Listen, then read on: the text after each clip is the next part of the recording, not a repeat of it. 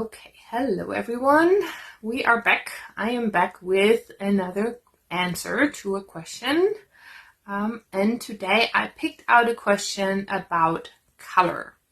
And with color, of course, we will probably go into several recordings, several little videos, because color is a big theme that, of course, I'm not going to be able to answer with just one video.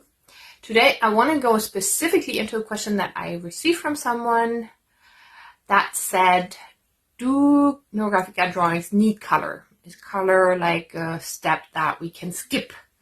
And the explanation was that they had ADHD and they are overwhelmed with the color and with choosing the right color and which color goes next to which other color. And there, I'm going to say, first of all, the very important thing is let go of the idea that there is a right color. In Neurographica, we do have some color systems that we work with, actually.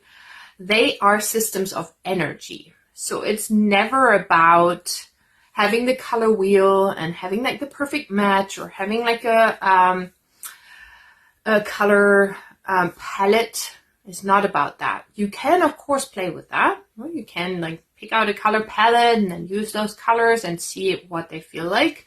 And here's the second keyword. It's all about how the color feels, not about if it's the right or the wrong color. And of course, it can feel wrong.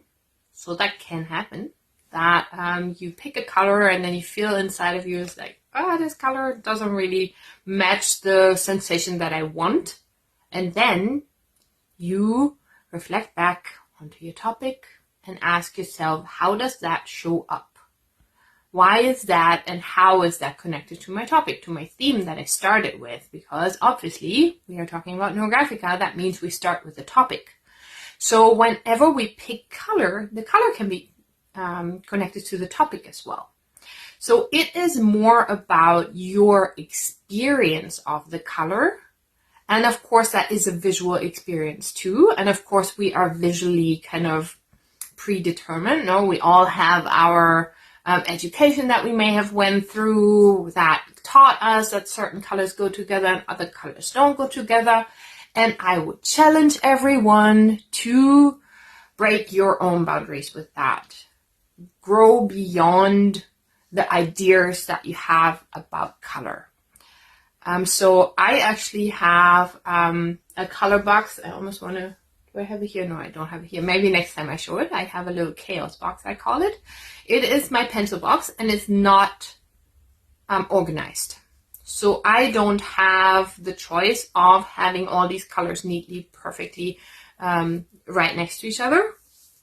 That works for me. If that doesn't work for you, that's absolutely fine. So what I do is I look at it and I pick the first color that jumps at me, where I feel like this is the color I need, or I already know which color I need next. Now, I color something, I color, for example, red, and then I know I need some blue next. So this is how I pick the color, with like an idea of what do I need? How does it feel? Now, I choose a warm color, I choose a cold color, I choose a color that makes my body and my emotions feel a certain way. This is how I choose color. And to circle back to the very beginning, of course, coloring is an essential step in Neurographica. So I'm going to go into that next time more. In my next video, I'm actually going to make another video just about that. Like, what's the role of color? Why do we have color at all? But yeah, coloring is one of the 8 steps. We can go monochrome. So it is okay to just use one color. It is okay to just use 2 colors. It's not about having as many colors as possible. You can have as many colors as you want. You can have different shades of color. You can like really play with the color. And I always feel like color is the one step that really brings out this kind of inner child in us, where we can just go.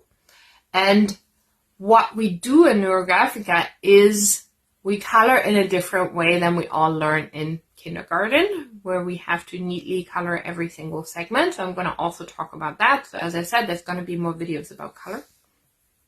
But yeah, in terms of choosing the right color,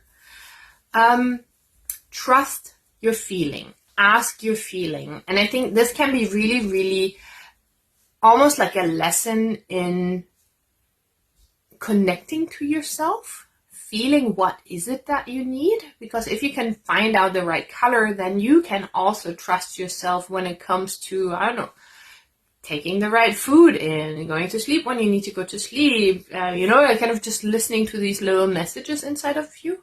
I feel that color can be a really good teacher there. So and it's really all about experimenting, allow yourself to choose the wrong color every now and then and see what it feels like. What can you learn from it? And again, how is it all connected to the topic that we're drawing? So that is always the most important one. That is always the most important question. It's not about, does it follow any color rules? And as I said, we do have 2 specific color systems, which are energy systems. One is the 5 Chinese elements, and the other one is the chakra colors, the rainbow colors that have different resonance inside of us. Probably everybody knows. So these are options that we can work with. And in Neurographica, in these courses known as a neurocolor course, that is the one with the 5 elements, and then a neuromandala course, that's the one with the chakra colors, where we explicitly work with those kind of specific energies.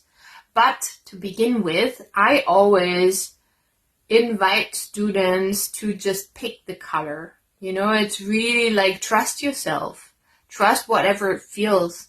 And then if it's the wrong color, allow yourself to be wrong, and then see what can I do about it? And then circle back to your topic and see, okay, how is that related to my topic? What does the color kind of maybe stand for or mean or feel like? Or what kind of sensation comes up in me?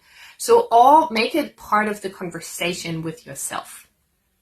Okay, so as I said, there's a lot more to talk about. So I'm going to come back with another video about color. And I wish you all a colorful, wonderful day.